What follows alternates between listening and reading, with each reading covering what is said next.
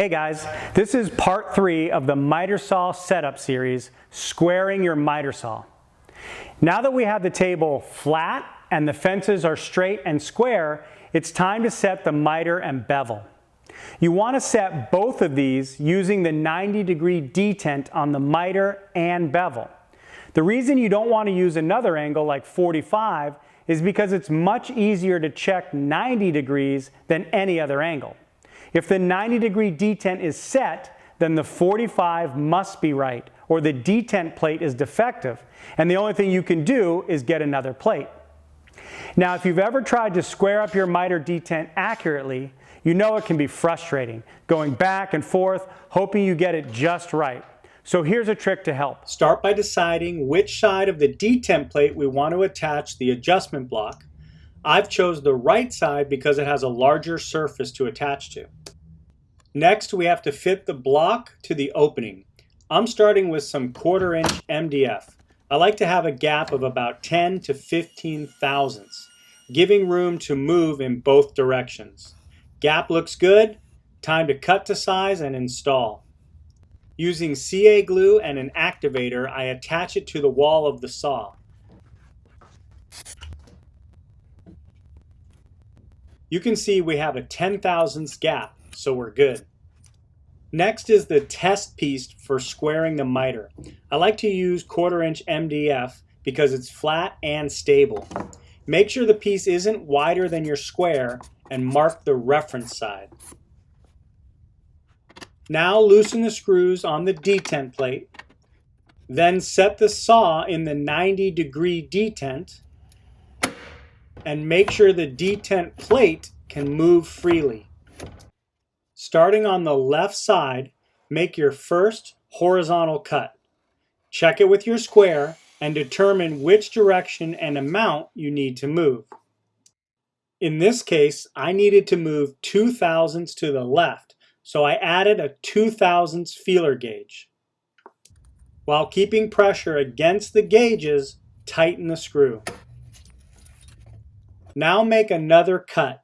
It's important that you use proper technique when making the cut so you don't bring any inaccuracies into the test.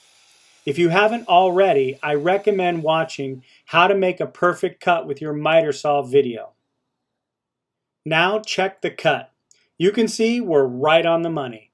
This might take a few tries when you first start, but don't worry. The more you do it, the faster it will become, and you'll get a feel for how much you need to adjust. The important thing is that you don't stop till you get it as perfect as it can be. Next, remove the shims and tighten the detent screws.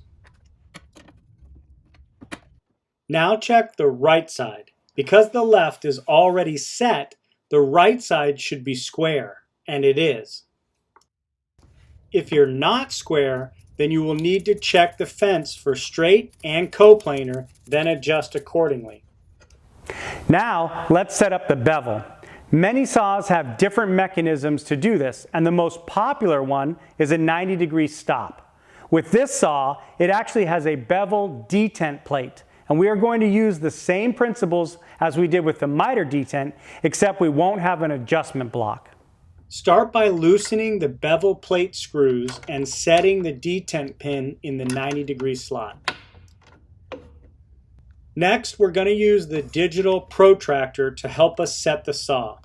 Start by zeroing it out on the base, then place it on the blade and set it to 90 degrees.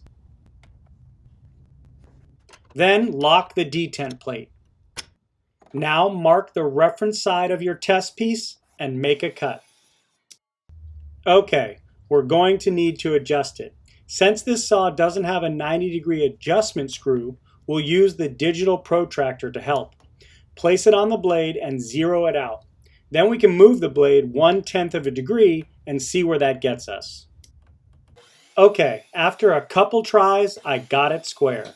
It doesn't matter how many times it takes you. All that matters is you get it square. Now tighten the locking screw and test the other side. Looking good. Now it's time to check the 45-degree miter. We'll cut 4 1-foot long pieces and put them together. This will quadruple any error, allowing us to see what we're dealing with. It's better to make a larger square to really see the error. Here we're off 1/1000th in 4 feet. That's not bad. Now let's check the 45-degree bevel. We'll use the same 1-foot pieces, put them together, and check the joints. You can see it's looking pretty good. Tight miters on the outside and inside.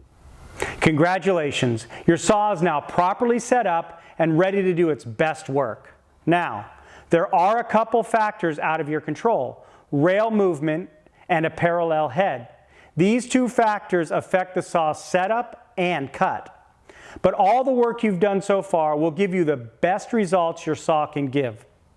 With proper technique, an accurately set up saw, you should be making near perfect cuts in no time. Thank you for watching, and remember, cut square, finish square. Don't forget to hit those like and subscribe buttons, and I'll see you next time.